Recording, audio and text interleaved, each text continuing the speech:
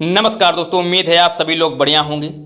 सबसे पहले उन लोगों के सवाल जिन्होंने ये कहा था कि जो लोगों ने फॉर्म आवेदन किया है और आवेदन कर चुके हैं, कुछ गलतियां हैं फ़ोटो को लेकर हों या फिर किसी भी प्रकार की एरर उनके माध्यम से हुई है, तो क्या उनके लिए दोबारा फॉर्म भरना ज़रूरी है या आवेदन उनके जो हैं दोबारा सुधारने का मौका मिलेगा।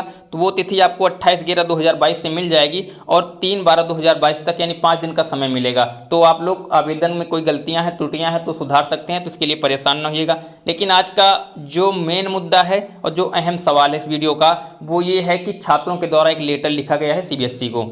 अब ये लेटर क्या है उसकी भी जानकारी आपको देते हैं। लेकिन अभी तक आप लोगों ने चैनल को सब्सक्राइब नहीं किया तो नीचे रेड कलर का बटन दिख रहा होगा, जाके सब्सक्राइब वाला सब्सक्राइब कर लीजिए, पैसा नहीं लगता उसका भी। और लाइक शेयर नहीं किया हो तो कर दीजिएगा। उम्मीद है लाइक शेयर और सब्सक्राइब आप लोगों ने कर लिया होगा। सबसे पहले आपको खबर दिखाते हैं बिहार के पटना से। जो एक खबर है, ये खबर ये है कि सीबीएसई की ओर से 16वें संस्करण की जो केंद्रीय शिक्षक पात्रता परीक्षा 2022 है, उसके जो आवेदन फॉर्म भरने की प्रक्रिया है वो जारी है। 31 अक्टूबर से ये शुरू हुई थी, 25 नवंबर तक फॉर्म भरे जाने हैं। और जो आवेदन थे तो ज़्यादातर राज्यों की ये हालत है कि 8 दिन में ही सेंटर सारे फुल हो गए थे। लेकिन कुछ ऐसे राज्य हैं जिनमें सेंटरों की अब तक सेंटर जो है वो फुल हो चुके हैं। तो अब ये अभ्यर्थी इस बात को लेकर सीबीएसई को एक लेटर लिखा गया है। सीबीएसई को जो लेटर लिखा गया है उसमें क्या बात कही गई है, तो लेटर लिखाने को लेकर हम कह सकते हैं कि सेंटर जो हैं तो अभ्यर्थी जो पटना के हैं उन अभ्यर्थियों के लिए ही केवल 1,70,000 से ज़्यादा अभ्यर्थियों ने आवेदन कर दिया है केवल पटना से।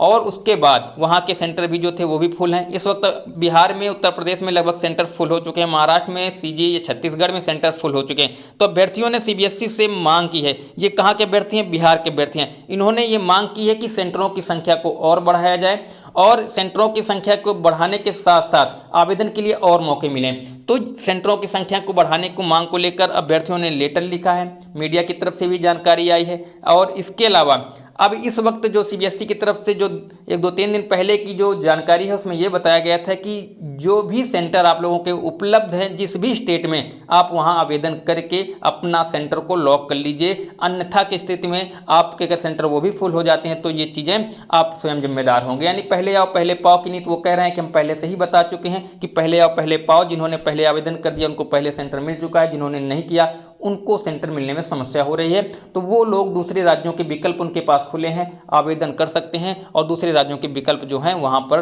वो अपना फॉर्म भर सकते हैं। लेकिन अब छात्रों ने इसको लेकर एक मुहिम छेड़ दी है और छात्र जो हैं उन्होंने एक लेटर लिखा है सीबीएसई को। लेटर में उन्होंने कहा है, सीबीएसई से ये मांग की है कि जो सेंटर हैं, ज़्यादातर छात्र ऐसे हैं कि जो छात्र ज़्यादातर इस वक्त जो महिलाएं हैं या कह सकते हैं लड़कियों के लिए जो सबसे बड़ी समस्या ये है कि उनके लिए आवेदन करना बहुत ही मुश्किल हो गया है।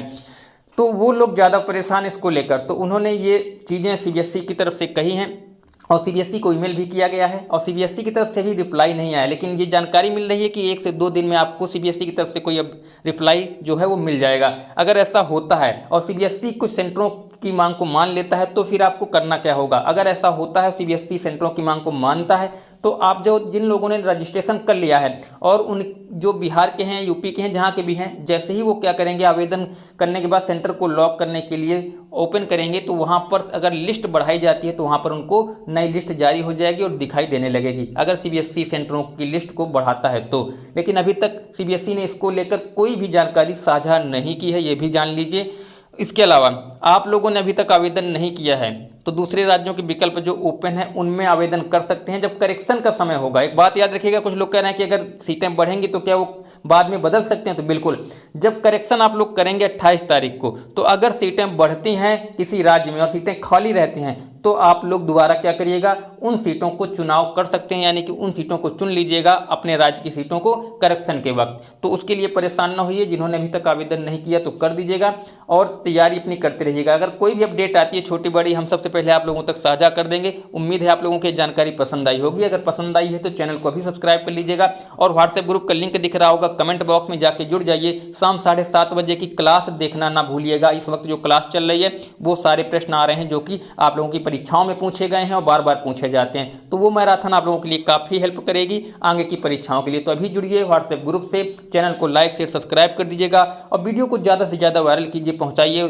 सभी छात्र छात्राओं तक जो लोग अभी तक आवेदन करने से वंचित हैं। चलिए इस वीडियो में यहीं तक, फिर मिलते हैं नई वीडियो में नई जानकारी के साथ। तब तक के लिए जय हिंद, वंदे मातरम। खुश रहिए, मस्त रहिए, मुस्कुराते रहिए, अपनी और अपनों का ख्याल रखिए। जय हिंद।